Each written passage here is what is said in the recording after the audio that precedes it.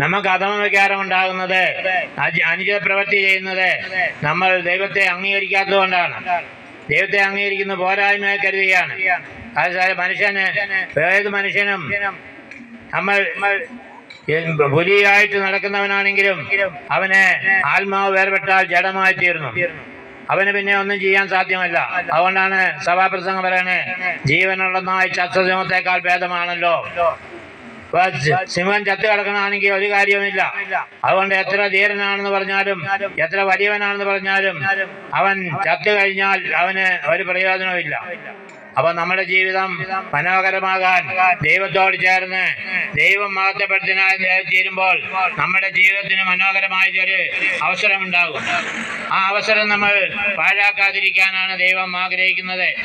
ഈ ജീവിതത്തിൽ നമുക്ക് കിട്ടിയിരിക്കുന്ന അവസരം അത് മനോഹരമായ ഒരു ജീവിതമാണ് ഇവിടെ കിട്ടിയിരിക്കുന്നത്. ആ കുറഞ്ഞ കാലത്തെ പരിശീലനമാണ്. അപ്പോൾ നമ്മൾ ദൈവം ഇല്ലെന്നും അല്ലെങ്കിൽ ഇതൊക്കെ വെറുതെയാണെന്നും ഒക്കെ പറഞ്ഞ് നമ്മളിവിടെ ജീവിക്കും. അവസാനം നമ്മൾ ആശ്രയിക്കുന്നത് ആ ദൈവത്തെ തന്നെയാണ്. എത്ര ദൈവമില്ലെന്ന് പറയുന്നവനും ദൈവത്തിൽ അവസാനം ആശ്രയിക്കും. കാരണം എന്താണ്?